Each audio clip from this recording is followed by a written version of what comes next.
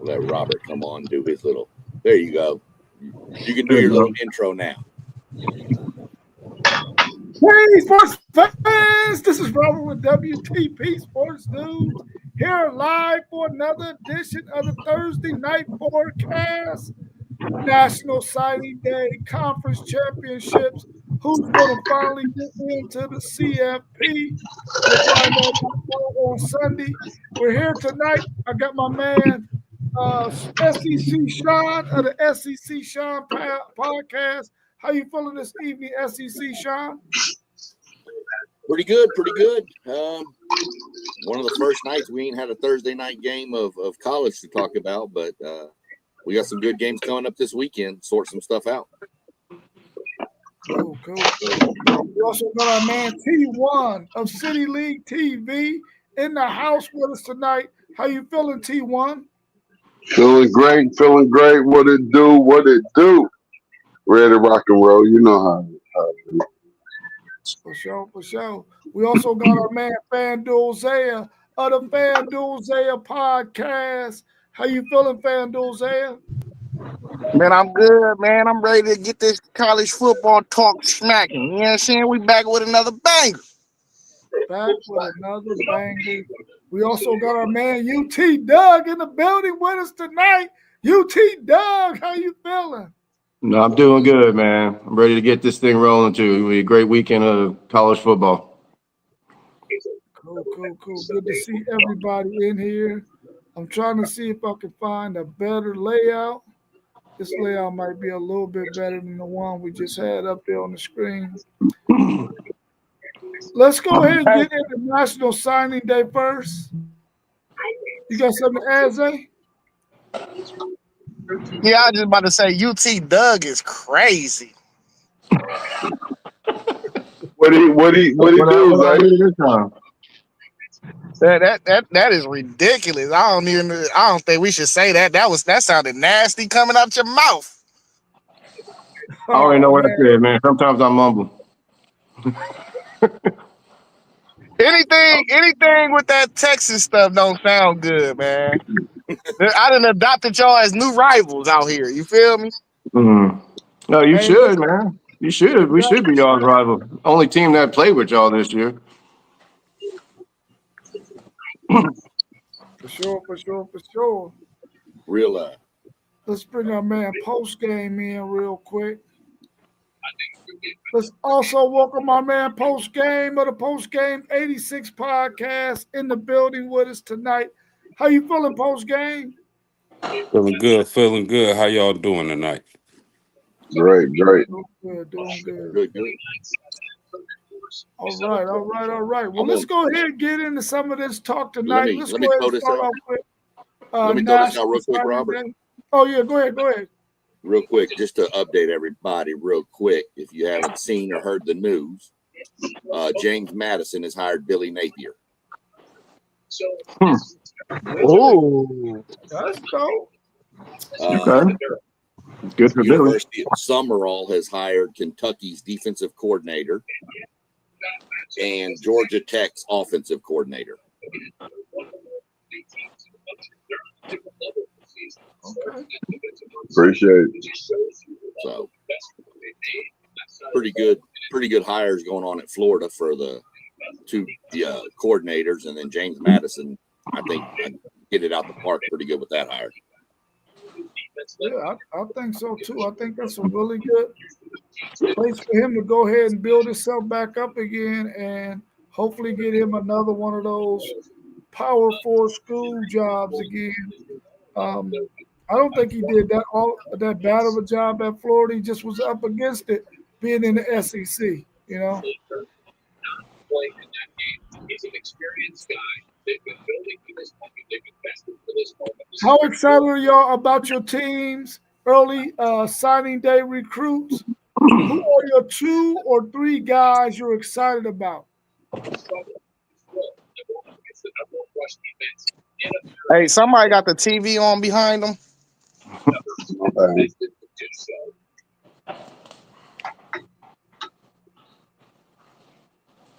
I mean, I guess I'll go first. I like what we did. I like our defensive class is just bonkers. Um, Kari Wilder was the biggest get, I think, in our recruiting class just because the depth that we was having already, the depth concerns we had already coming into this season. Um, I expect, well, we're gonna definitely lose three of those guys for sure. So we need Corey Wilder to kind of be on the curve of playing meaningful snaps early in the season next year. So Corey Wilder to me was recruit number one that we couldn't miss out on. Um, Another guy that's also on that defensive line, big boy Jameer Perez that we got from Glenville. He about 360. We need to tune him into a one tech. Uh, Probably, we had Tyleek and K McDonald in back to back years. We need to groom another one of them type of guys. But also the cornerback position, I thought we missed out on a couple guys in the last cycle. We didn't hit our numbers. So just for depth keys, I thought we needed to take three corners in this class. We only took two though. I don't know, they might address that position in the portal. But one thing I'm proud of is we got our two guys. Um, really, Timmons came on late, but we got our number one guy off the board, which was Jordan Thomas. And he was our number one guy from the jump. That's why we didn't really full court press Singleton, who's committed to SEC Sean School, or the other kid that's out of Ohio. I think he went to Illinois or something. But we didn't press neither one of those guys because they wasn't number one on our board through our scouting department. So, um, and then the last guy, of course, Blaine Bradford, number one safety out of Louisiana. That kid is a thumper. Like we keep on trying to chase up some of these safeties. It was Jet Washington, then it was what's the kid that committed to Mississippi State? Sean, you can help me out. Was it Adcock or something like that, right? I can't. No, it's not. I can't think of his name. Let me But keep going. I'll look it up. he was players to us, and we was trying to pair him with Bradford, but we wasn't able to get him. So it's cool. Like Bradford, that's a kid that you might not never think is gonna go to a school outside of Louisiana just because LSU always get those kids. So them are the five guys. And I could talk about more of them, but them are the five guys I thought were like, you cannot miss out on these guys just because of what our team is projected to lose over the next year.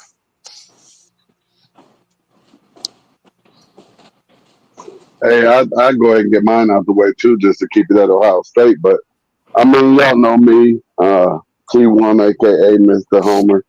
I love the whole class. I love them all. I love every single one of those players that we got up in here. I'm kind of like Coach Day. I can't just single out, a few of them because I don't want to leave anybody out.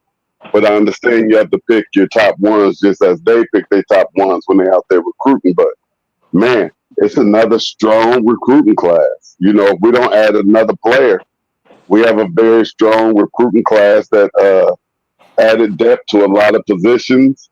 And man, I'm loving this train that I'm watching roll down the street.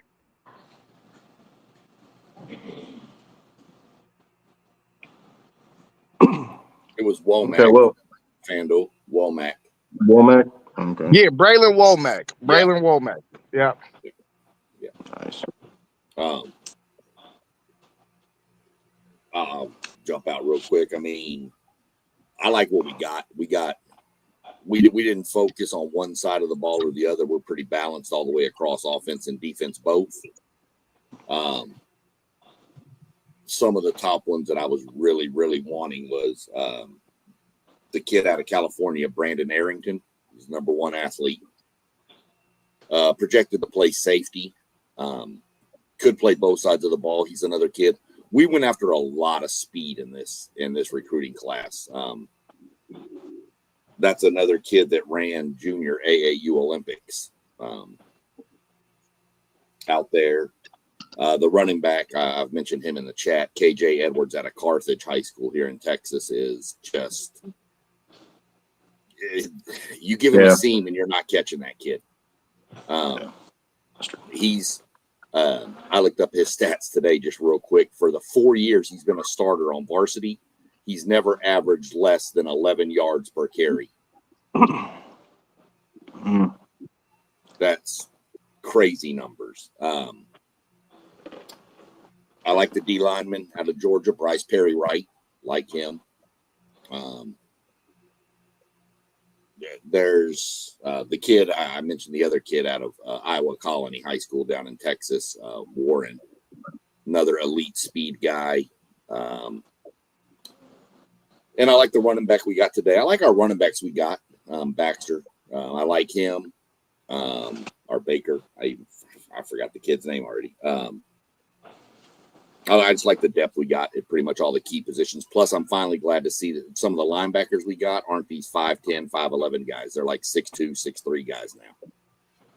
Add a little more meat to that second level.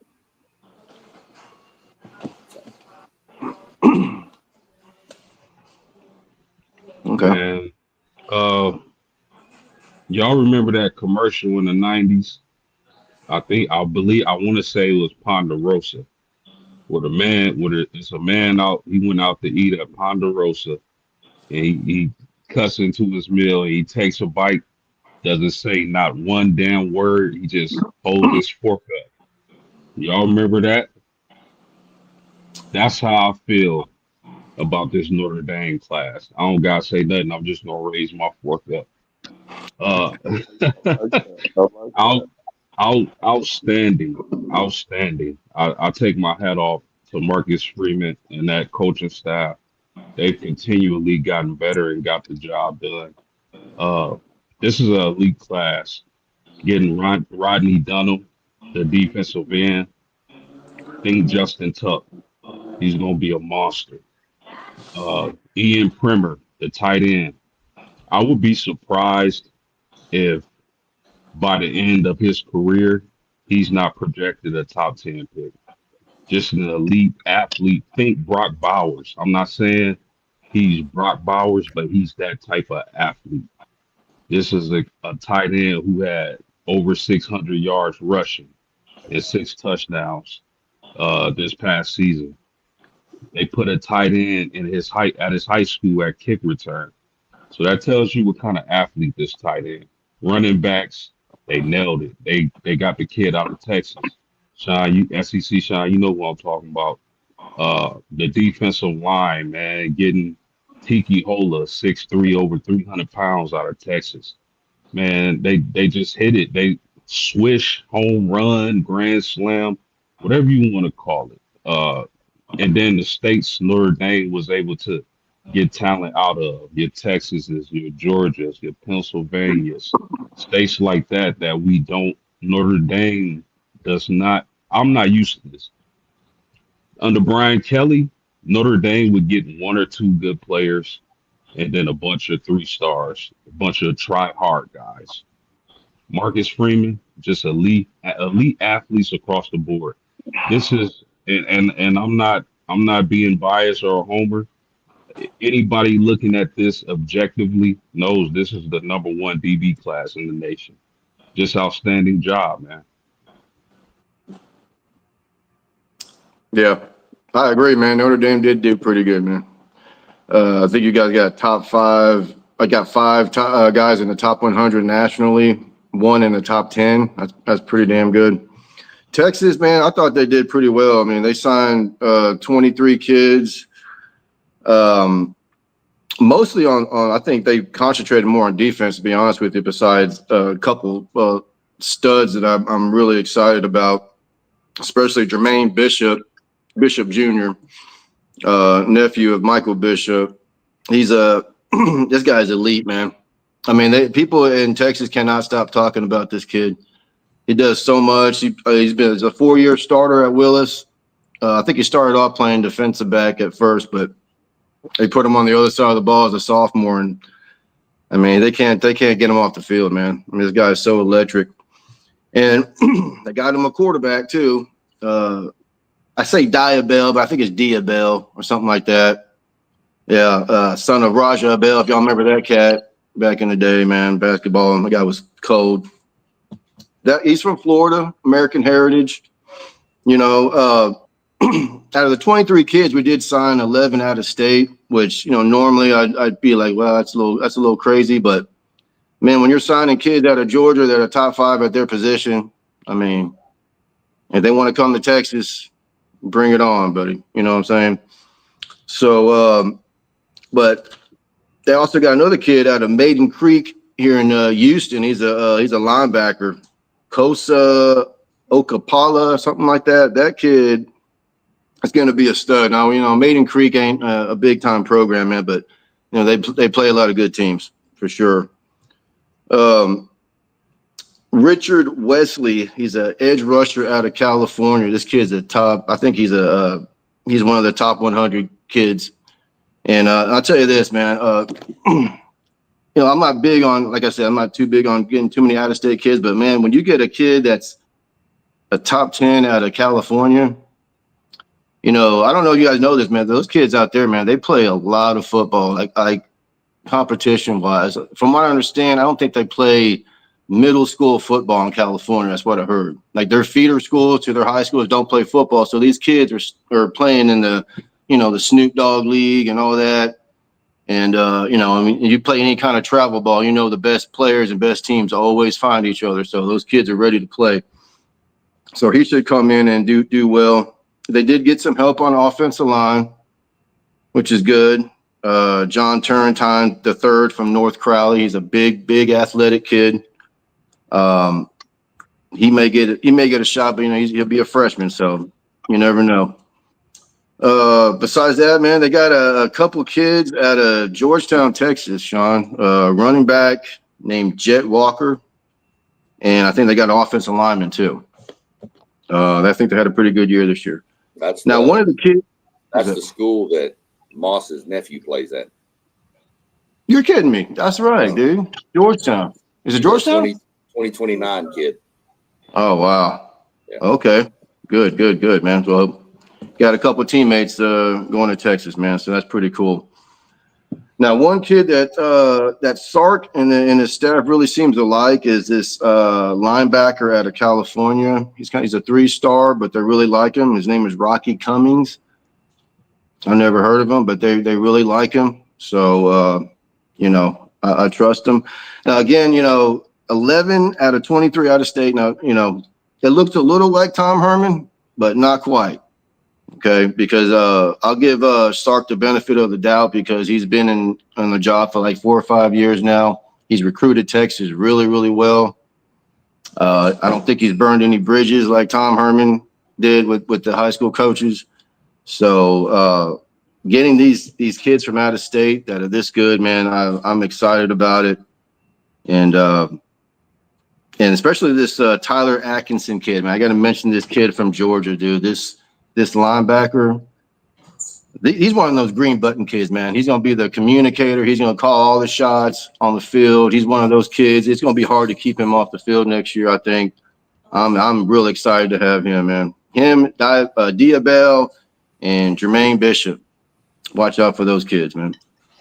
So there's nobody else for you to talk about, Robert. Doug covered the entire recruiting class for Texas from 2024, 25, 26, 27. Y'all are good.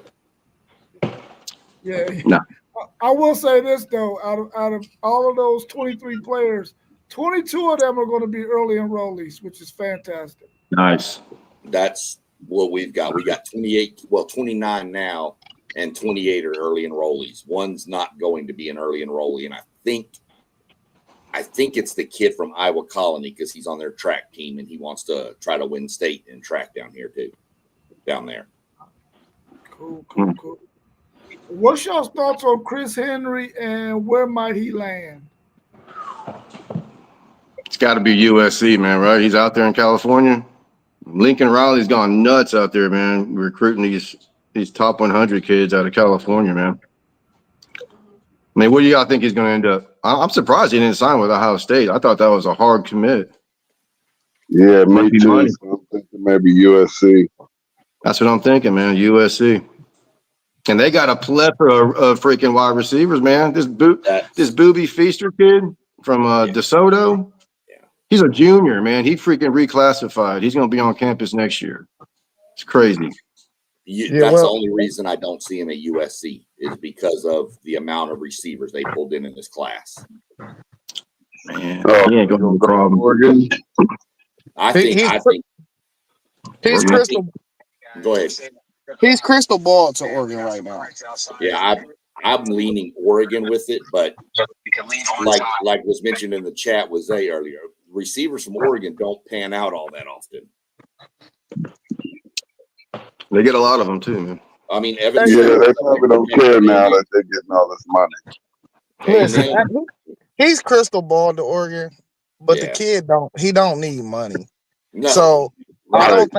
I don't really think money's playing a factor. Really, this Brian Hartline thing is a big thing, because Brian Hartline was the face of this. But Ryan Day called him this morning and told him, like, hey, I mean, we get it. Brian Hartline gone, but it wasn't Brian Hartline that was sending them to the league. It was Ohio State.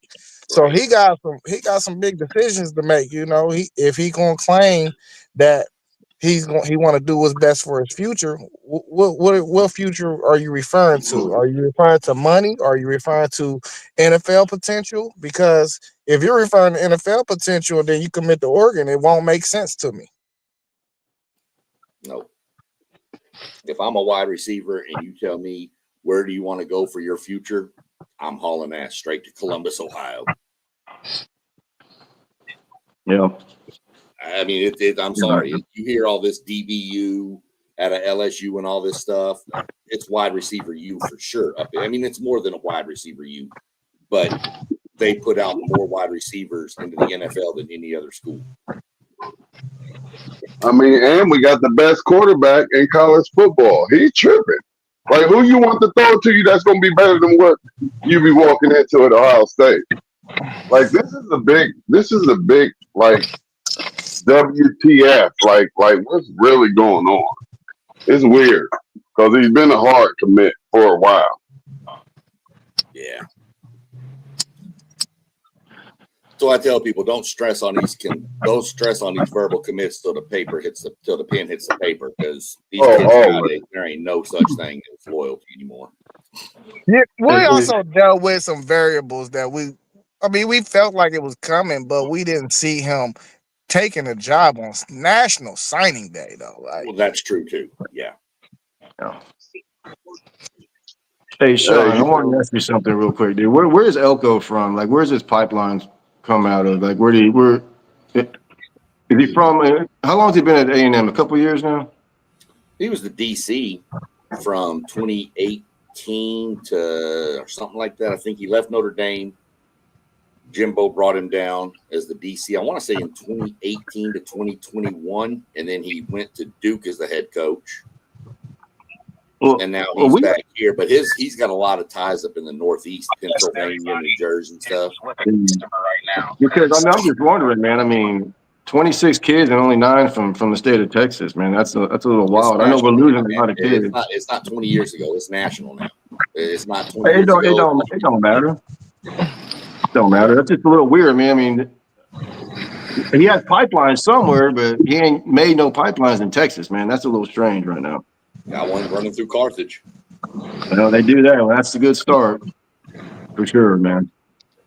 So, but I'm just wondering. That's a little weird. Yeah. Texas Tech signed 20 kids, 16 from Texas. Call them West Texas kids. Yeah. TCU, all of their kids are from the state of Texas, but they're ranked 38th in recruiting. But you should see some of these high schools that they got these kids from. It's amazing, dude. But y'all see Penn State's recruiting class is lower than Harvard's. Oh, wow. Yeah. And Virginia Tech went from 140 to 22nd? Yeah, they got 2 recruits at Penn State. Damage control. That's rough. They really dropped the bag, man. They really dropped the bag for sure. And DeBoer turned them down today. You said what? DeBoer turned them down today too. He said, I have no interest in that job. Yeah. They're cursed, man. Do y'all think Chris Henry is trying to see if he can get which one is going to give him the most bag, the biggest bag? It shouldn't be about the money. He ain't hurting for nothing. But of course, as a businessman, if you're looking at it money wise, you do want to make the most money that you could possibly make. But maybe he feel like, hey, I'm already good enough. It don't matter where I go. I'm gonna be a first round draft pick. Yeah, that the Chris Henry thing is extremely interesting, and I don't have any insight on the situation, of course, but I would think that he would want to go to a place like Ohio State, looking at all the receivers they produce as of late.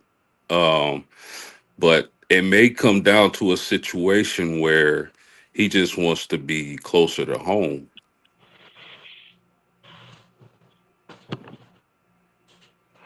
Yeah. Which one is home? Home is Cincinnati. Yeah, home is Cincinnati. That's home for real. He got adopted to the West Coast. Yeah. Well, it may be a situation where he want to stay out west. There I you don't, go. I don't know because I don't know why a receiver of that caliber would have second thoughts about a school like Ohio State. Is perplexing. Yeah, it's pretty mind boggling. I think the way that Brian Hartline thing is just holding right now, I think he'll come back to his senses though. I really do. I think he'll come back to his senses. He was just at Withrow, and he signed a Adidas shoe deal, maybe a few months back. He just passed out Adidas cleats to all the Withrow football players. So his ties is still down here. He still love Ohio. He's still an Ohio kid. So I don't know. I think some of the smoke need to clear. I don't even think he's gonna sign this early period, honestly. I think he's gonna wait it out. What they got until what? The end of the day tomorrow? Yeah, signing period in I think tomorrow, if I'm not mistaken. But that's just for the early period. Yeah, just for the early period, yeah. Okay. He can still well off sign in February and still be on campus early with the early enrollees. Yeah. Who knows? He might have already done signed with somebody and they just keeping a hush hush. That happens a lot too. Big facts. I thought the early release come in January. January. I heard they're not doing that no more. Oh, okay. Yeah, well, what I'm saying by that, T1, is even if he signed in February, a lot of these kids graduate early. So he could come as soon as he done, he could come and still be on campus early. Mm-hmm.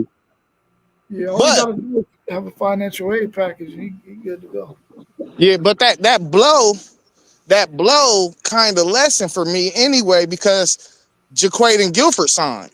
So Jaquaden Gilford, Brock Boyd, and we got Jaden Ricketts all coming to that blow. If we don't get him, I would be sad if we didn't get him.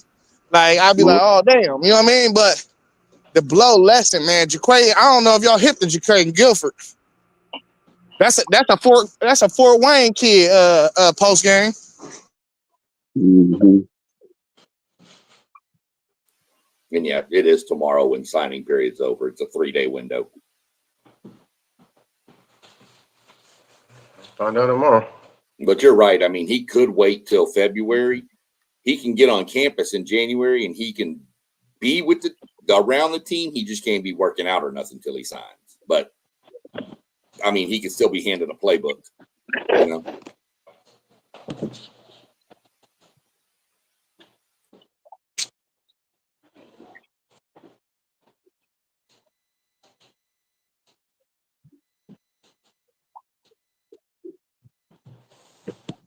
Next was the awkward silence. I just keep talking about class for real, because I got more guys I could talk about. You know what I mean? It's more Right. guys. Yeah, I agree. The boy Rimhart. Y'all gonna hear his name in like 2 years, 3 years. He's 6'5", 200 right now. They're gonna put about 30 pounds, 35 pounds on him. He's a linebacker. But he's like the prototypical Arvell Reese project. That's what we're gonna turn him into. We're gonna turn him into Arvell Reese. Where is he from? I want to say he a Jersey kid. One kid you made me think of this post gang when you mentioned that one kid that you had, Tristan Givens. He's a DN. He played wide receiver last year in high school. That kid's just a freak athlete. And then Aaron Gregory's the other wide receiver I'm really excited for. Did Notre Dame get that kid from Denton Ryan? That he was like a big kid, dude, tight end, defensive end. I thought, oh no. Did y'all get Finley's kid? Jermichael sir. Finley's kid. Man, y'all got all the damn. I want to ask y'all too. Yeah, I want to ask all you guys, who is that one underrated prospect in y'all's class that people might not know that y'all gonna see maybe 2-3 years down the line they gonna blow?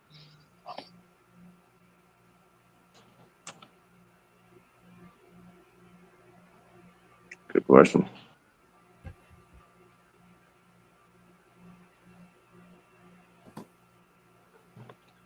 Tyvon King. Port Arthur Memorial High School linebacker. Goes by the nickname Tank.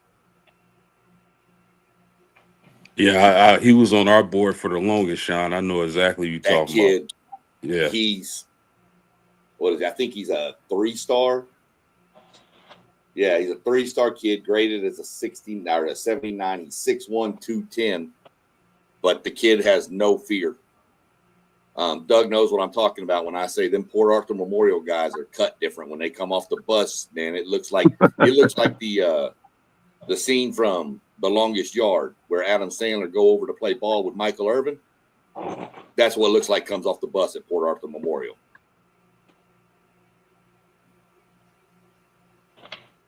Yeah, I for Notre Dame, I believe it's Larry Fitzgerald's kid. I think, a lot of people talk about Finley, and rightly so. That dude's a stud. He's going to be a stud.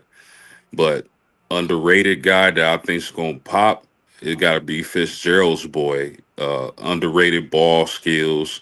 He plays just like his dad. And imagine the tutelage he has had, and he's only going to get bigger, stronger, faster once Notre Dame gets him in that program. So I'm going to say Fitzgerald's kid for the Irish.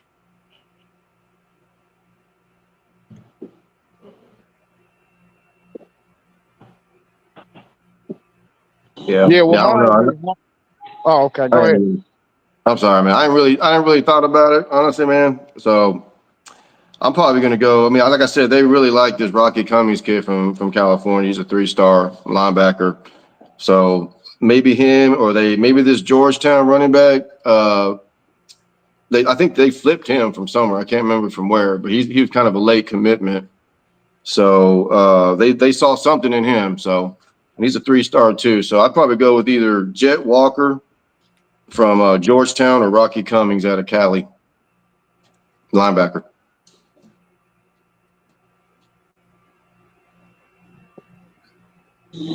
Rob, you got somebody?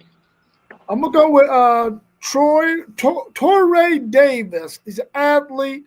Once him and freaking Jermaine Bishop, if they play Jermaine Bishop on the offensive side of the ball, those two dudes together, bro, listen, I want y'all to go look up Torrey Davis's stats.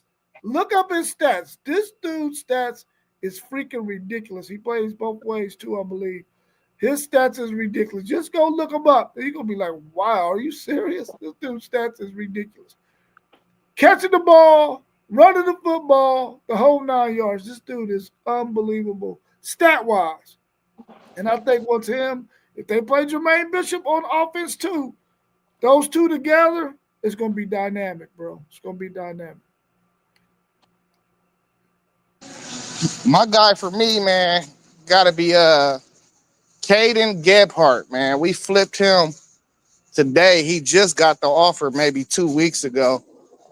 Listen, I watched this dude's film. I don't know how we slept on him. That's the kid I was telling y'all about in the chat that had over 400 tackles in his high school career. That's 100 tackles a year. Like, what we doing?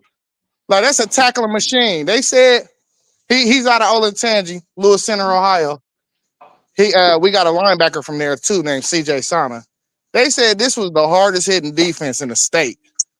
I'm talking about when he come up, he trying to put you in the ICU real quick. Like, he hit that hard. And I'm thinking that they gonna put some weight on him too and try to keep that twitch that he got and put him at linebacker. Because if you put 25 pounds, 30 pounds on that kid and he can keep that speed that he got and still keep the thumping, that dude gonna be an animal, man. I don't know. Like I said, I don't know how he made it the whole recruiting cycle without an offer from Ohio State. Maybe it's because we was after more nationally known guys, but man, this dude is a thumper. I was going to joke with you when you put that in the chat, and I was just going to make a joke about it. Be like 400 tackles. Either they got nothing in the front seven and he plays safety, or he's really good at coming downhill. Hey, listen, just pull up his tape, Sean. This is one of the best teams in Ohio. Is it really? I don't know. I mean, I'm right here by Lewis Center. I live in Polaris. I had no idea they were that good. I never heard anything about it.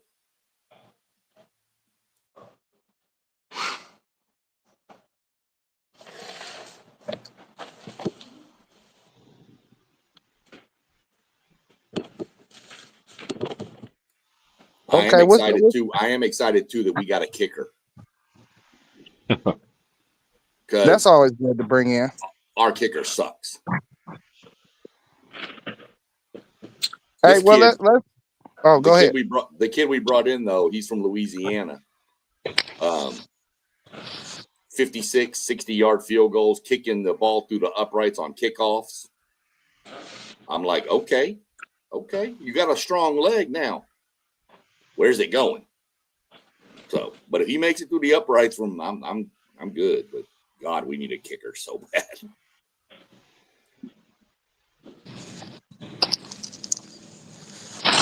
All right, well, let's just move on to this next question, man. It say, what positions might your team look for once the portal hit? Shoot, offensive line for sure for Texas. They need that bad, man. And I don't care where they come from. I think I wrote this down, man. I want freaking physical, nasty, and dirty even. I'll take any of that. I want some chippy ass offensive linemen, man. I'm so sick of Texas getting pushed around, man. It's you don't know what offensive line is going to show up, man. It's crazy. This John Turrentine kid is going to help him. He's a freshman. He's a big kid, athletic. He'll help him, but they need to get some offensive linemen that want to hurt people, man. To play in this SEC, I'll tell you that right now. To go play with Georgia and all this other crap, because it's getting pretty bad over there with the offensive line. I mean, last year it was good. Don't get me wrong. Last year was great. Had like 2 or 3 guys go to the NFL, but we need to get some kids in here that are chippy at the offensive line. Yeah, it'll be offensive line and defensive end for us too. If I just name just the top 2. But yeah, it'll be offensive and defensive line for us. Yeah, maybe linebacker too. That's what I figure we're looking at. We're probably going to look for some D-line help more than O-line. We've got a pretty decent O-line that we've been around for a couple of years. Younger kids, we may look for 1 or 2 offensive linemen, but we've got some youth on the D-line coming that's really strong, but I think we're going to need to add some veteran presence into there to kind of help them along. So, but that's really all I see us going after. Yeah, I would say, and Marcus Freeman has been a genius at this, which is, his saying is we go major in high school recruiting and minor in the portal. So he's done a good job of sprinkling players to fill in, positions of needs. I'm going to look at the kicker position. We might can get a transfer there. I'm going to look at backup quarterback because with CJ Carr playing so well, I'm pretty sure Kenny Minchie is out of there once he gets the chance to transfer. Maybe a defensive tackle. So you'll never see Notre Dame with a huge transfer portal class, but a few to sprinkle in and fill in the blanks. That's what they're good at. What the best program? Yeah, I think Ryan Day is so ahead of the curve, man. He know we're gonna probably most likely be playing into January this year, so the portal is kind of really out of the question for us. So we took 6 extra kids in this class than we actually initially wanted to once they changed the date to the portal. We was going to settle on 21, 22 kids. We signed 28. We still got one more we could possibly sign with Chris Henry, and that'll be 29. We was only going to take 2021 though. So I think they're ahead of the curve. They understand that they needed a few extra bodies in certain places. If we was going to hit the portal, it'll probably be at receiver because a lot of these tweener guys are stuck in between Quincy Porter and Jeremiah Smith. They going to leave because Quincy Porter really the next man up in that group. He's a monster. He just been battling injuries. So some of these games where Carnell and Jeremiah was both hurt, he was hurt too. So that's why nobody's seen him out there. But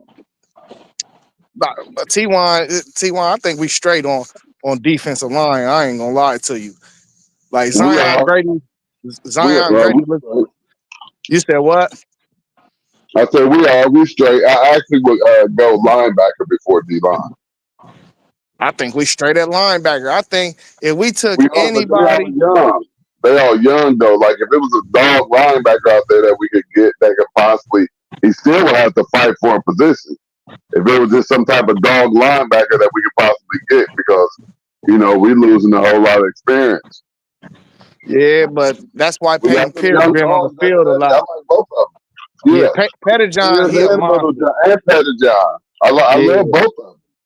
Yeah, we just like Notre Dame in the aspect though. Post game, we don't really want to take portal guys. If we got to go plug a hole, we go plug a hole. Yeah. We ain't really trying to take portal guys though, because it's a lot that go into that. You got to fit the culture and everything. So I don't necessarily think we want anybody out of the portal unless we want to build some depth somewhere, which the only position I can see is receiver, because I think some guys is going to leave from there. That's my thing with us. I mean, we were only planning to take 22, 23 kids. We got 28. We still got a couple more we could grab. Elko's trying to build the depth and then use the portal like we used last year to go get Concepcion and Craver. And then we got that Tyler Onyedum out of Iowa State to just kind of add some depth and fill some holes. And 2 to 3 kids out of the portal, 4 kids, fine. Like Lane Kiffin model where you get 14 kids out of the portal, that's not going to be sustainable over the long haul.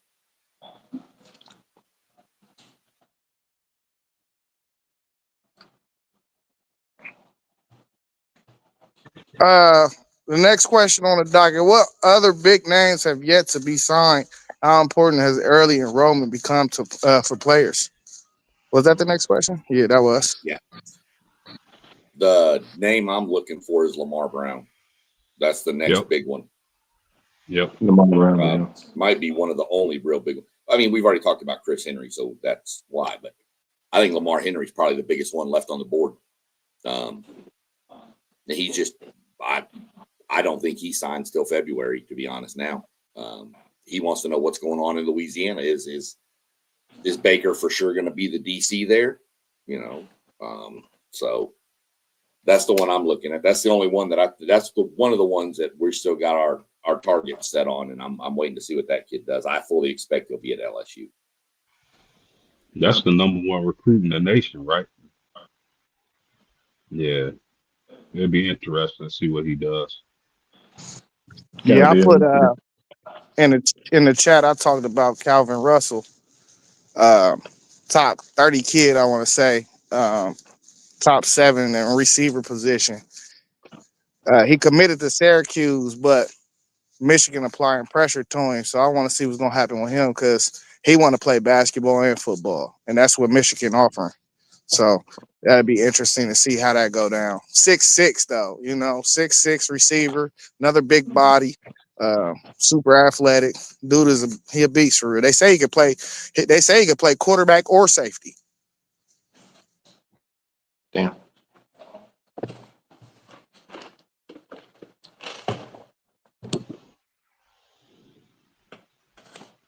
Man, that's crazy work. But before we jump into the games up top, Zay, did y'all see the best troll job ever today? You talking about the crumble cookies? Boy, brother, I knew. Oh my God, boy! He tore him up with that, didn't he, Sean? Dude, y'all know that Penn State tried to get BYU's coach, Right. and the CEO of Crumble Cookie made a donation to say no. So James Franklin has his introductory press conference today at Virginia Tech with a box of Crumble cookies right on the desk. I went, bro. That's beautiful, man. Oh my God. I was just like, dude, what Penn State was the first one that fired their coach too, man. That's crazy, man. Hey, I ain't mad at Penn State at all because you got to get it right. And maybe in this pool of coaches, like I mean, as much as everybody was screaming Lane is not the best coach. He's not even top 5 best coaches in college football right now. Lane's never won a conference championship anywhere. Yeah, Lane never won a championship. What are we talking about? He did as an assistant, but not as the man though. Like it's a whole different ball game. Everybody hanging off Saban's belt won a damn title. Exactly. I mean, hell, I could have been a coach out there and won a title. Shit. I mean, but yeah, I mean, that's just, I mean, they're going to be in trouble next year for the year after too, though, because that's a total rebuild at Penn State at this point, man. That's crazy. Unless they just get a coach that can bring in a bunch of players again. I don't know. Hey, Doug, the name is flowing around. Mike Tomlin. That's not a total rebuild, bro. No. Hey, you get Mike Tomlin, dog, it's slow. Okay. That's great. Yeah. Okay. That'd be great. Yeah, that name is floating around. I've heard that one too. That wouldn't be bad. That'd be good for Tomlin. A fresh start, college football. Shoot. That'd be great. I like to see that actually. I think dudes will be licking at the chop to come play for Mike Tomlin. He'll probably be the portal king in day one. Easily. Do a lot better job than that guy in North Carolina. Any kids on defense that ain't playing at their current school are gone. Hold on, Doug. You sure about that? No, I said he'll do way better than that guy in North Carolina, man. I don't know because he got to get some players in. They got like a top 17 or 18 class. Yeah, so that means people coming to play for him. I know it's there too. Yeah, can't hold the first year coming into college under him because what did he have left? So let's see what he can build. I mean, we'll see what happens. That's my theory with Belichick. But Tomlin, yeah. If Tomlin go to Penn State, that's going to be a game changer in a heartbeat real quick. Yeah, I got to say, if I'm not going to one of the top elite programs, Texas, Ohio State, Notre Dame, and Georgia, I'm taking a long, hard look at North Carolina because the head coach and the experience he has and the connections to the NFL he has. But I wanted to touch on this real fast before we get into the picks. I wanted to say something about the committee. If we gonna have a committee of people who pick and choose which teams get into the college football playoffs, we need transparency. If they get to pick which teams go into the playoffs, I want cameras on. I want to see what goes into their decision making, what they value, everything, the setup, what they decide, how they decide to put X team over Y team. I want transparency. I It agree. sound like you want to see how fair it is up in there. Well, And you know this, man. If they come out and they're transparent and they say we believe head-to-head matters, we're going to move Notre Dame out and put Miami in, I'd be okay with it because at least they came out and said why they did it. Not, y'all realize at the last meeting they had when they were getting together in Grapevine, Texas, the committee chair wasn't even there. Crazy work. He was at Transparency. Brian Silverfield's house recruiting him to come be the coach. He wasn't even watching any games last weekend. I don't think they watch games, man. I think they look at stat sheets and Your big concern is who the AD is Hunter Yurachek from Arkansas, and he hates the University of Texas. I think the only ones that You watch think? games is the coaches that's in the room. I think the coaches watch film. But Yeah. I like what Joe Class said. I heard Joe Class say this, I think, yesterday. Just stop doing the college football selection show, period. Just drop a one off. You know, because then we don't need all that. Hey, yeah, you good. Here's the deal with that too, though, is I agree with you, Zay. My statement is, do you really think they're not trying to get people to tune in to get those clicks and the views? So they're going to change stuff up just to get people to watch. Oh yeah, Like, that's exactly what they doing. You're going to be tuned in Sunday, aren't you, Post? Right? Yeah, Seeing what they're going 100. to do with Notre Dame, right? No matter what happens in the championship game, you're going to tune in. I promise you, Yeah. I'm going to tune in to see if we stay at 7 or what. I know UT fans are going to be tuned in. But if UT was 14th in the last poll or 15th in the last poll, you probably wouldn't even worry about it because you know you ain't getting in. Right. So they have to Well, make it to get views. well, just drop the show with just Reese Davis. You don't got to drop rank because Right. people will still tune into that. Right. I feel like people will still tune in and get a projected bracket other than what they actually have set in that room. Or we could just change the whole goddamn format and leave it on actual games and on the field play to how you get in. Because ain't nobody gonna like the subjective, the human element of it. Nobody's gonna. You're not gonna get 100% happy every year until everything is decided on the field. I feel like even if we move to a different format, if you wanted to keep a committee, at the bare minimum, they're at the maximum, their job should be to just only seed teams. It shouldn't be who's in and who's out. You see the John Gruden model? Nah, but I'm for any model that ain't got no human element. So it doesn't have a human element. I'll go through it real quick. It takes the BCS computer. It prints out the top, like this weekend coming up, championship weekend, right? It prints out the top 12. The two teams playing in every conference championship, the Power Four, are locked in. So you have 8 teams locked in. That's what I was thinking. Then you take the BCS rankings from that, and you take the like 5th place team, whatever, and they play you have a play-in tournament on championship weekend. All the winners of the 4 play-in games,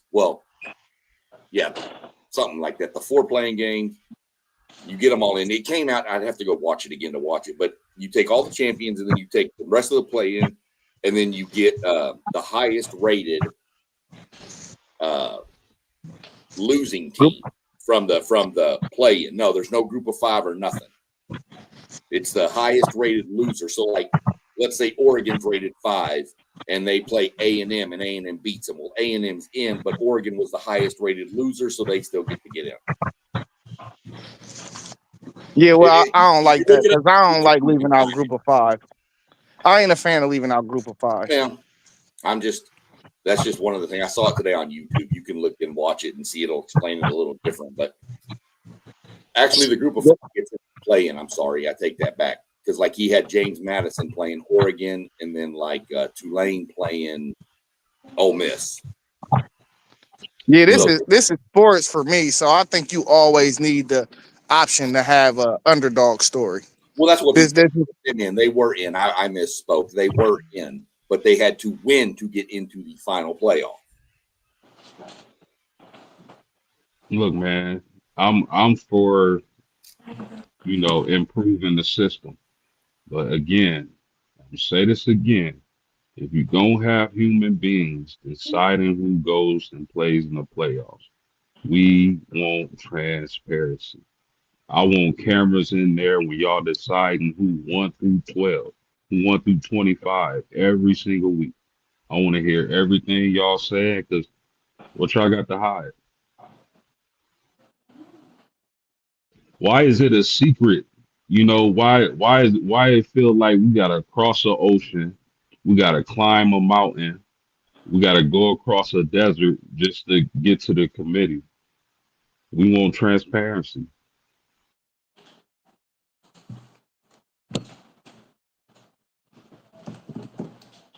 Yeah. No, I agree 100% with that. I think Sarkeesian was talking about this. I think it was today, saying that they're gonna stick with the commitment they had with Ohio State, to play them next year and all that stuff. Because these schedules came out back when they're in the Big 12, anyways, right? But he said after that they're gonna have a serious sit down and figure out what we're gonna do past next year.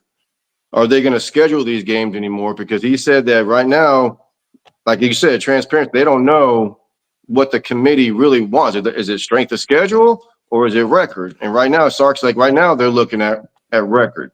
So if that's the way it's going to be, then we're gonna look into this after our commitment with Ohio State next year And Michigan, yeah.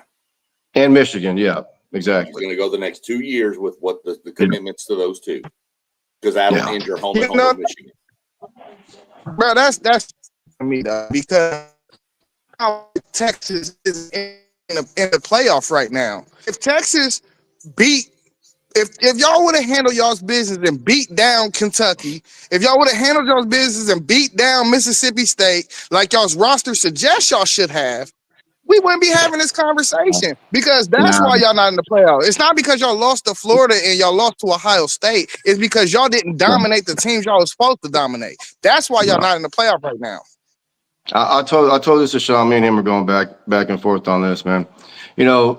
I believe it was Ohio State, and I'll tell you what, it's not even a matter of opinion, man. I mean, the proof's in the pudding, dude. If Texas didn't play Ohio State, they go into the swamp number 1 in the country. They lose that game by a touchdown. They don't fall out of the top 10, man. But what happened? They got booted out of the top 25 altogether. The pollsters didn't give a damn who they played. They saw an early 2-loss team, and that was the only way they were going to look at that.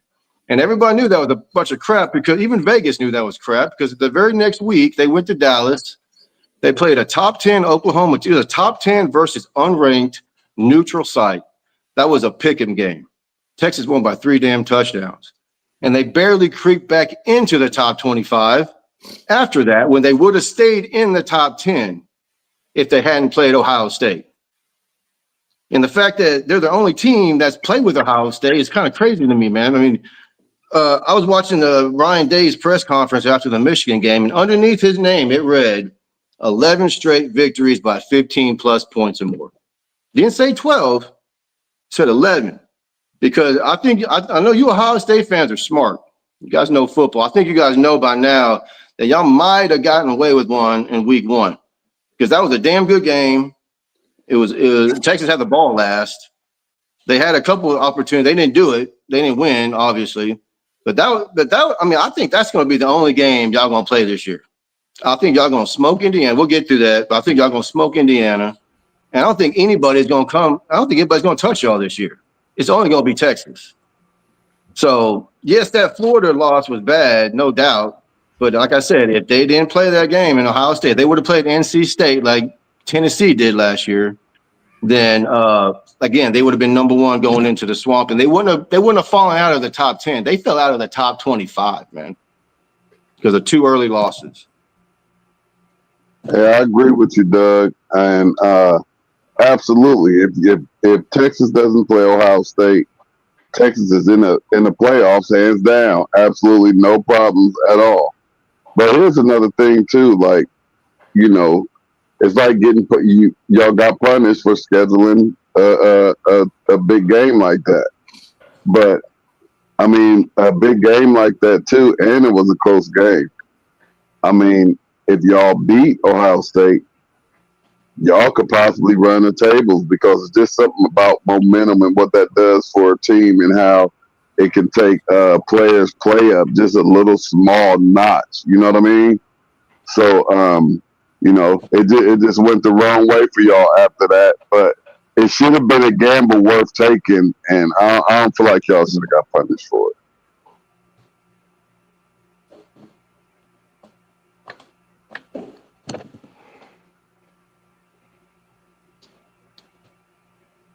All right, well, y'all ready to get into the action that's going to take place this weekend? Let's go.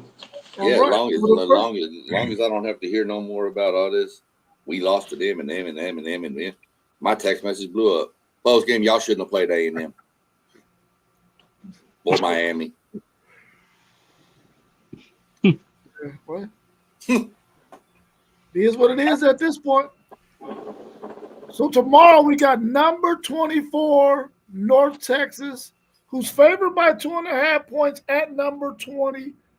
Tulane over and under 67.5. Fireworks, y'all. What do y'all think about this game? The winner gets into the college football playoffs. How y'all think this one goes?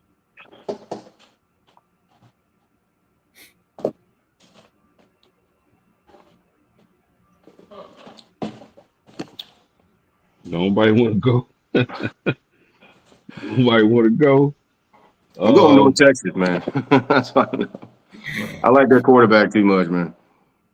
And but 2.5? They're at Tulane. Oh, man, shoot. I don't know. That's gonna be a pretty good one, I think. But nah, man, I like that North Texas offense, man. They score so quick, man. So their run defense ain't great, but they can score, and so I hope I like to see another Texas team get in. Anyways, it's not gonna be Texas, so. Yeah, I only like watching games like that when ain't nothing else on the watch, so it don't really matter to me.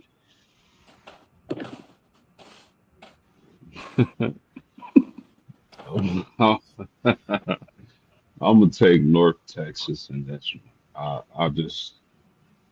I picked this team like 6-7 weeks ago, maybe 8 weeks ago, and then the next game they got barbecued by USF. But they rebounded well. Uh, I was surprised what they done to Navy. I expected Navy to run the ball all over them, and that wasn't the case. Um, so I'm gonna take North Texas in this game. I think they find a way to get the job done. Their offense is a beautiful thing to watch. Yeah, I'm going Tulane, man. I'm going with the home team. I heard y'all awkward silence, but I'm at work. I wish I could have said something because I would have called y'all out just like post game did. Everybody want to be quiet now, and we know 2 of y'all want to say North Texas anyway because y'all Texas boys ain't getting in. But all right, let me stop my rant. I'm going Tulane though, man, because they at home, bro. I'm just going with the home team. I do think this North Texas team is more dangerous for playoff purposes, but home field advantage, man, money on the wood. Win or go home, I gotta go with the home crowd, man, to carry their boys through. That stadium gonna be sold out. You already know it is. The whole campus gonna show up to the game. So, yeah, I'm rolling Tulane. But I don't believe that. I think it's the same like we talked about with the playoffs. I don't think Tulane gets them all. They still got to give some to North Texas too. That's cool. Being on your own field is the juice that you need, and having 70% of the fans, 65% of the fans. I'm leaning North Texas. I have been on them for a while. I am concerned about the rain that's looking to fall for tomorrow night in New Orleans. But I think North Texas has a pretty good run game too. That running back they got's pretty nice. And and that little receiver, that little number 10, Wyatt Young or something like that. Remind me of that little kid from the New England Patriots. All of them that have been through there with Tom Brady. Just run, give him the ball across the middle, and he gone. Oh, those small slot receivers. Dude, yes. That's who he reminds me of, is that kind of receiver. I like North Texas. I think North Texas has enough offense to beat Tulane. And like I said, I've been on North Texas for about 6 or 7 weeks, saying they were my selection. So I'm not going to change it now. Man, I'm going Tulane, Tulane, and Tulane again. There's no way in heckity heck if I'm going to want to see North Texas in the college football playoffs and my Texas Longhorns ain't in there. I already got to deal with the freaking fact that Texas A&M's trash asses in there, Oklahoma's trash asses in there, Texas Trifling. trash asses in there, and then North Texas too. Yeah, well, North Texas do this: drop the North and put Texas in there, and then I'm with it. But I don't want to see North Texas get in there, and I got to deal with 3 other dudes that I don't want to be in there either. And we not in there, please, man. Come on, Tulane, make my dreams come true. Make my dreams come true. Let's go.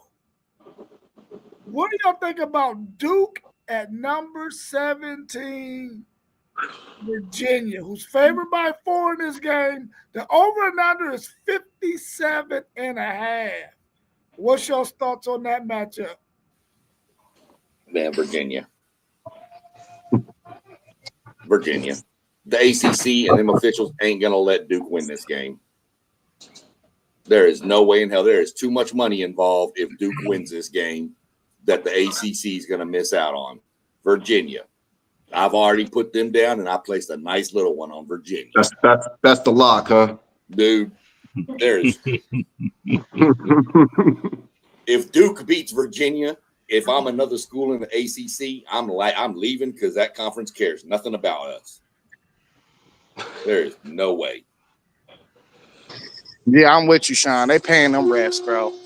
They gotta pay them because not only do your conference have a chance of getting left out of the playoff, you know, you ain't bringing no money in, but who the hell? We all gonna lose money, the whole sport, because nobody gonna probably watch them 2 games they put them group of 5 schools in. Nobody gonna watch them.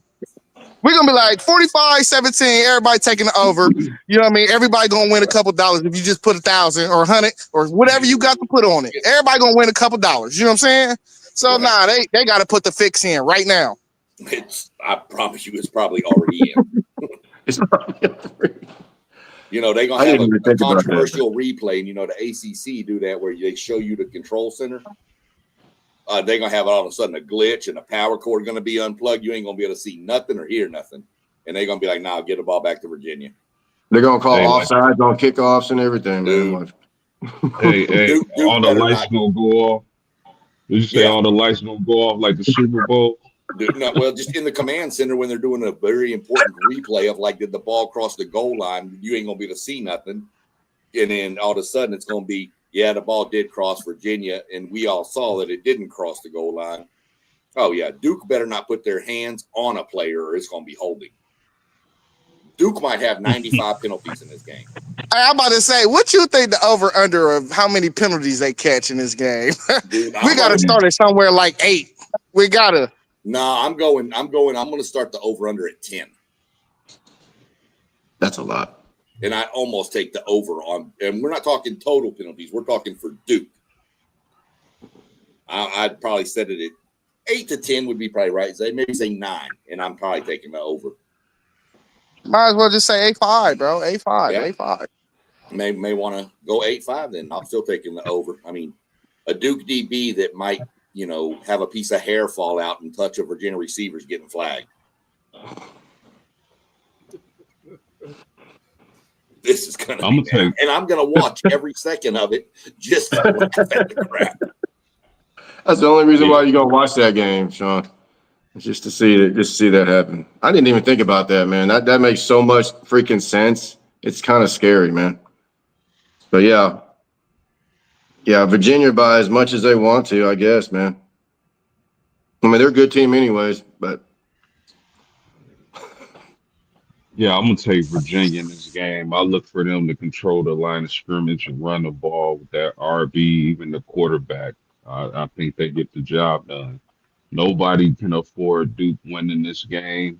I know as a Notre Dame fan, I can't. Duke can't win this game because if the ACC has no representative coming out of their conference winner, then I'm quite sure they'll make sure Miami is in. So I'm going yeah, Virginia in this game. that's a good point. Yeah, I got Virginia as well, and for the same reason, no way they'll let BYU win that game. They already know the score. We don't. Hey, you know what? Now I think about it though. Let me ask y'all this: do y'all think Duke winning favors Miami getting in even more because of the fact that they wouldn't want to leave the ACC out? Yep. That's exactly what I'm 100%. talking about, Zay.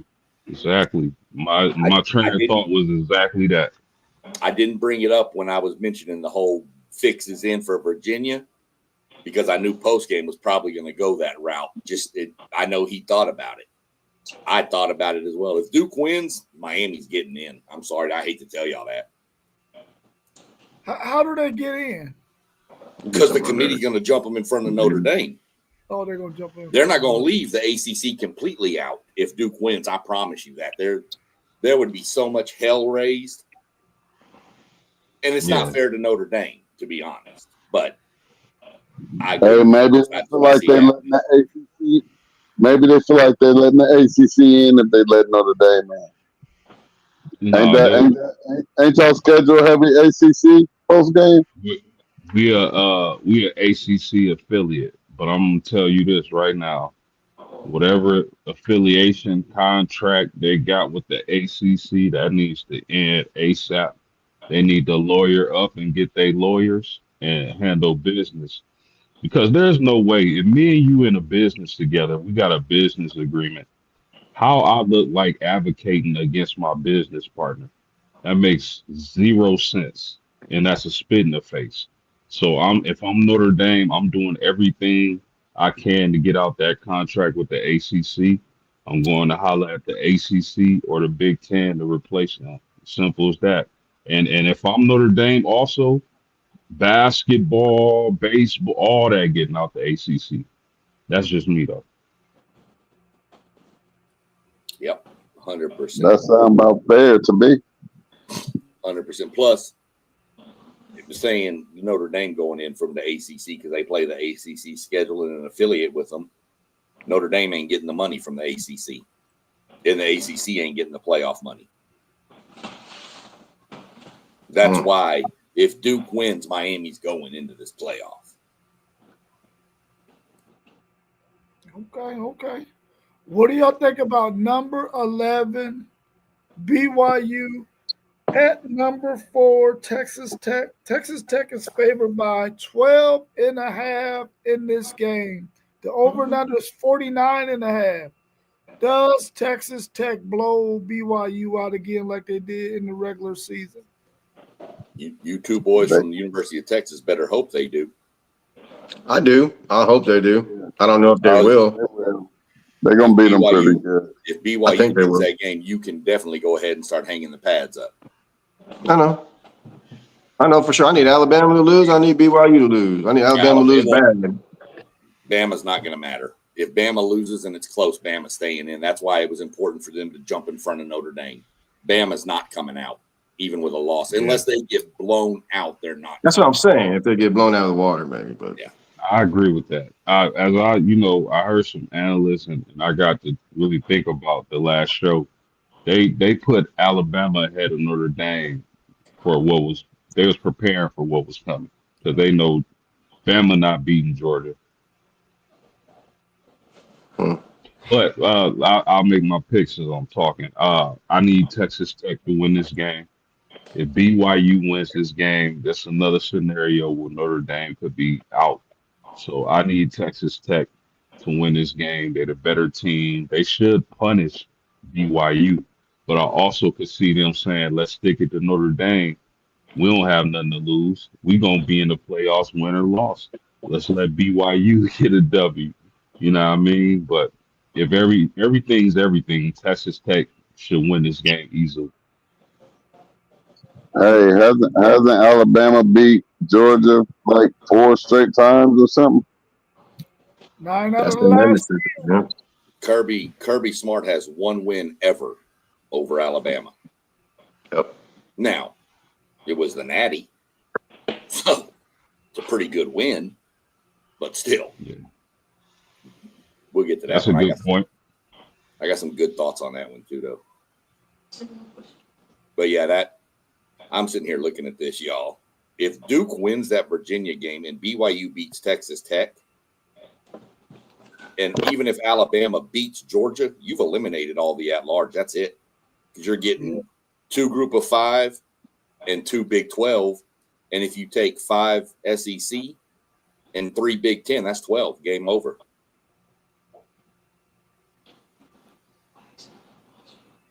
Yeah, well, I got Texas Tech to cover and everything. They're gonna blow them.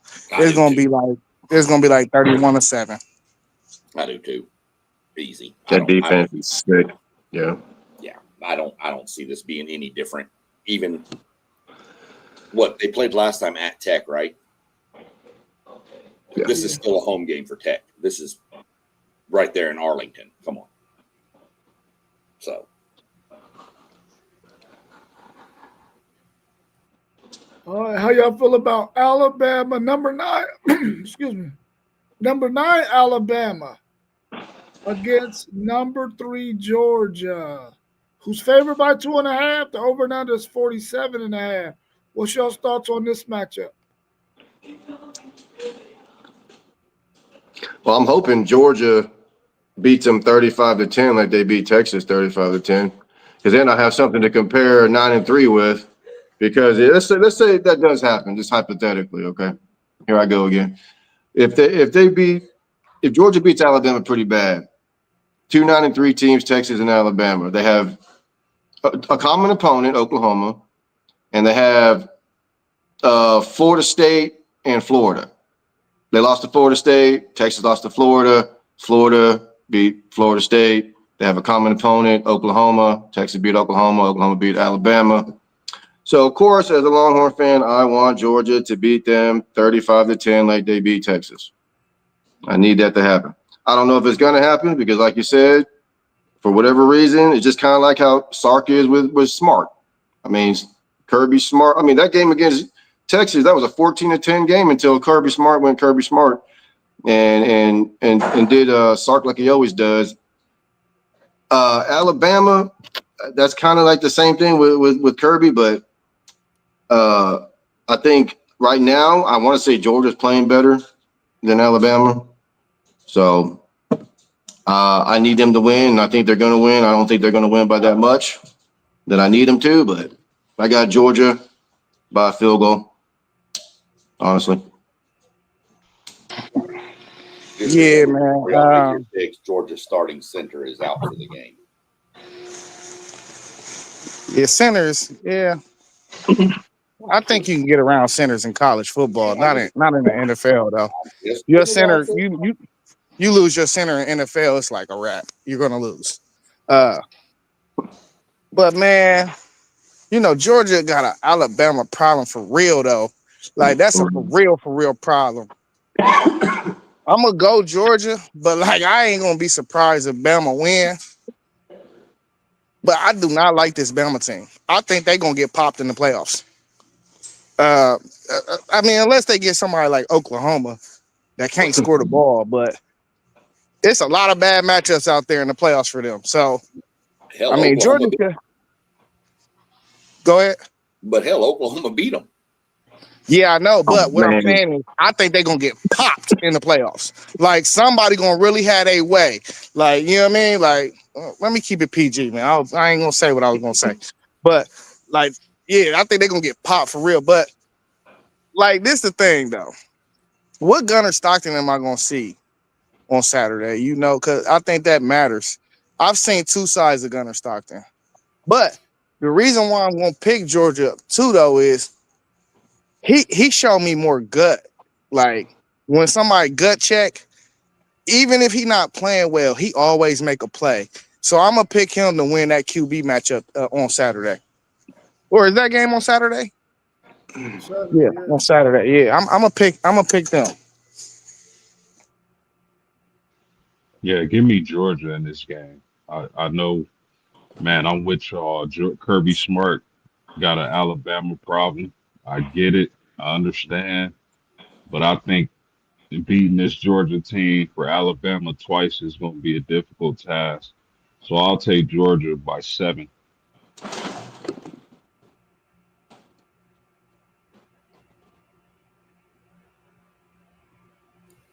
Right. Yeah, I got Georgia too. I need Georgia, so I'm going Georgia. I'm going Georgia. I'm What gonna do y'all go. think? I'm gonna go Georgia in this game. But to go with what Zay said, he needs to know what Gunnar Stockton he sees. What Ty Simpson am I gonna see? Yeah. The deer in the headlights, Ty Simpson. If you get if Georgia puts the pressure on Ty Simpson that they did on Arch, Georgia wins this game. If they can't get back there and disrupt Gunnar, Ty, whoever, I think Ty can sit back there and kind of pick this Georgia defense apart across. I see it being a close game. I see it coming down to like a field goal type game. Difference is Alabama don't really have a solid kicker either. Georgia does. So the games like this come down a lot to these.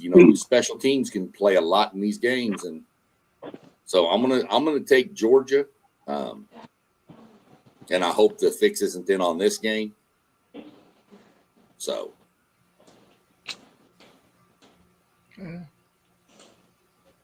All right, the last one of the night, we got number 2 Indiana versus the number 1 Ohio State Buckeyes, who's favored by 4 points in this one.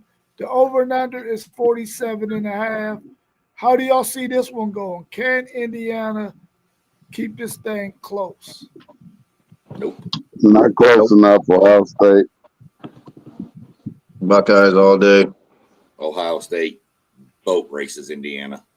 Yep. They humble Indiana 2 years in a row, man. Indiana's has a good offense, and they're pretty physical.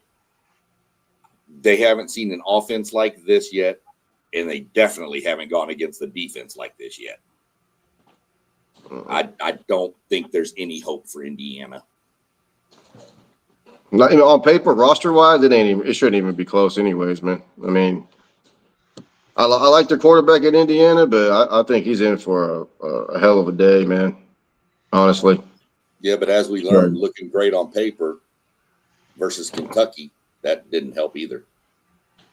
Hey, they won that game, man. They were on the road for a month. But you said it shouldn't be close based on paper. But you said it shouldn't be close based on paper. Okay. Well, it's not.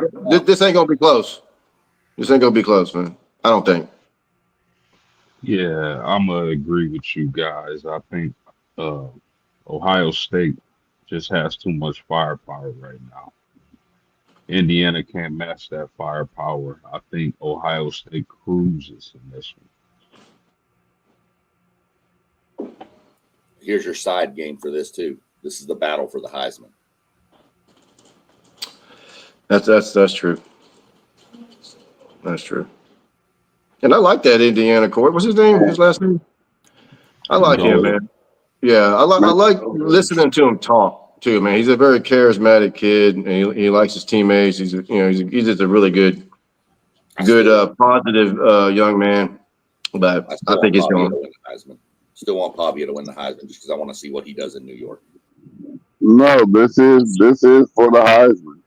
This is number 1 and number 2 right now. So, you know, I think according to QB has FanDuel, it. is it FanDuel? One of the betting sites has Diego Pavia as the front runner now. Oh wow. Okay. Well, as soon as my young gunner go put this show on Saturday, we'll see what they're talking about. Yeah, y'all know what it is, man. It's FanDuel Jose in the building, man. We about to pop them by 2+ touchdowns. Take the over. Take anything you want. Money line, whatever you feel most comfortable with, but all the lines is good. They good. Hey, this the same team we played last year. Only difference is they switched quarterbacks. They still got them short ass corners. All they do is play zone. Julian Saying got a 94.8 passing rating against the zone. They Swiss cheese. Hey, they are Swiss cheese. I'm trying to tell y'all. You on it, man. Damn. You ever want to know any stat about Ohio State? Just ask me. I'm starting to feel It that don't right matter now, man. what it is. Hey, Zay, how many centimeters did this dude run for? He gonna break it down for you. He got it. I thought you was about to say how many cinnamon rolls they got in the cafeteria. I was about to say, if you said that, man, if he don't answer to that, maybe he is. He's doing coverages and stuff. They running too much 3 buzz out there or something, man, or all these zones and everything. Nah, But you're right. Zay like me, he just sit down and watch football all the time. He's a football guy for sure, man. Yeah, I got Ohio State winning this thing too, man. I really hope that they bring Indiana back down to earth. I mean, many people believe that they're really the Indiana that is the second best team in the country. They may be, but I think we're gonna find out how really good they are on Saturday. And I kind of feel like Mendoza has already been out of the Heisman running from his performance against Penn State and this last performance he had. It might have been last week or the week before. He hasn't really played well down the stretch. I don't know if he got his star receiver last week. I don't know if he got his star receiver back yet or not, but what he's about to face on Saturday, if Ohio State just says, listen, we're going to go out there and play Ohio State football, we ain't going to let up on these guys just because, we can go out here and get up by 21 in the first half and then just coast the rest of the way. I want Ohio State to come out there and put it on Indiana's ass like they did everybody else, except for Texas. And go on out there and kill them, man, so we can really see if Indiana is really that good or not. And this is a number 1 versus number 2, and we think Ohio State's going to work them. I don't number think 1 versus number 2. I think they're going to work. I feel like Ohio State against anybody, they get worked.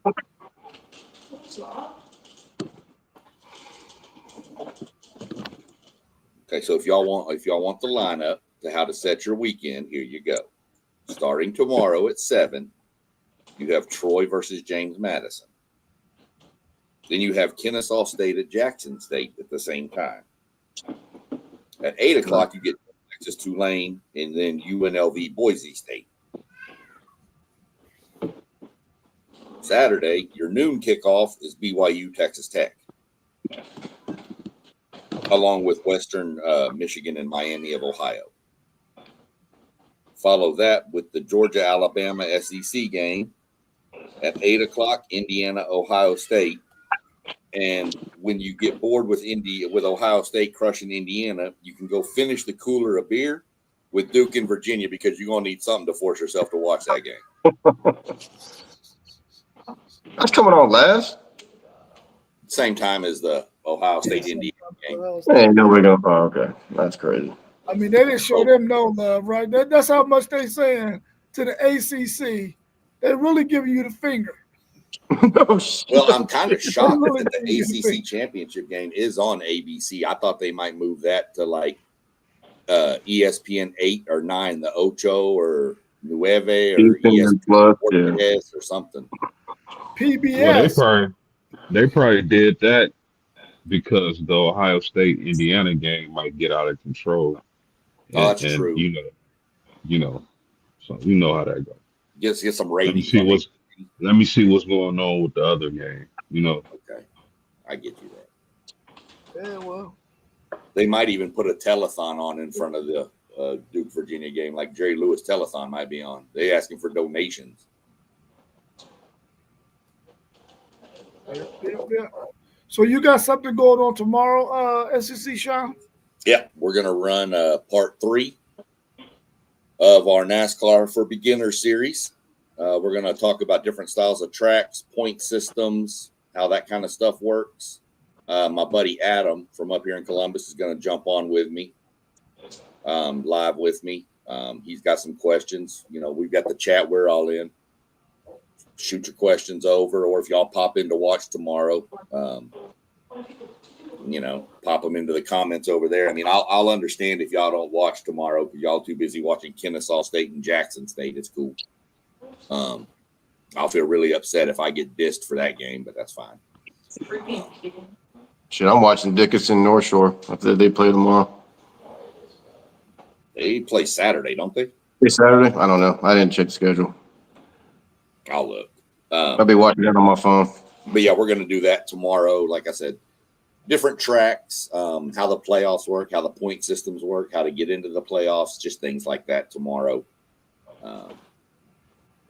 You know, I'm still holding off on the lawsuit that's going on right now until I get some more clarity into what's happening with that. So I don't want to put anything out there that's not true. So I'm waiting for all that to get settled. But yep, that's what we're doing tomorrow at 7 p.m. Eastern time. Let me see, Doug, real quick. You got Alito and Denton Ryan. That's where Michael Finley's kid played Alito. Yep. They're playing tomorrow. Yeah. It is tomorrow. Yeah, they're playing at University of Houston. Yeah. Oh, they're playing. No, Dickinson and North Shore are playing at the soccer stadium, I think. TDECU. That's University of Houston. Oh, yeah, you're right. Never mind. That's the other one. Oh, I didn't tell you, Sean. You know, TCU signed an offensive lineman from Pasadena Memorial, man. Big old Mexican kid. That's probably the only. Well, that's shocking. That's probably the only kid to get recruited out of that whole city. I know. Isn't that great? Dude, that's awesome, bro. TCU? That's great, man. Yeah. Yeah. Like I said, they signed all 21 from Texas, man. You should see some of these schools, man. Lake Travis, Temple, Port Arthur, Duncanville, Woodlands, Ridge Point, Richmond Randall, Texarkana, Westlake, Argyle, Iowa Colony, South Lake. They got a lot of kids from. They're going to have a bunch of winners come through there. That's for damn sure. Like I'm telling y'all, Saturday night, 11:30 Eastern time, or you can watch it. I normally watch it Sunday morning. Victory Plus. I'm telling y'all on Roku. Go watch Texas, the scoreboard show. You'll see highlights of most of the kids that are coming out of Texas to y'all schools that are on this stream. You're gonna find highlights of your two boys, the Finley boy and stuff over there. Y'all gonna find some stuff out of Texas coming up to Ohio State still playing. They show highlights of all that. Hour-long show. So. Cool. All right, y'all. Well, if we ain't got nothing else, man, we can go ahead and end the stream, and then we'll see y'all tomorrow with SEC Sean, part 3 of NASCAR for Beginners, and then we'll be back again bright and early on Saturday morning. I don't know if I'm gonna be able to be on. I gotta work, but I'm gonna try to take my laptop and stuff to work with me, and get on. So I don't think they're really gonna need me till about 10 o'clock. But I'm gonna try to get on. If not, somebody gonna have to host, but I'll put the show together though. All right, y'all. We'll have a good rest of y'all's evening, man. We'll be talking soon. Yep. Oh, hey! Y'all know the deal. We was in the building. Now we out. Peace. Have a good night. All right, Peace y'all. out. Y'all, man.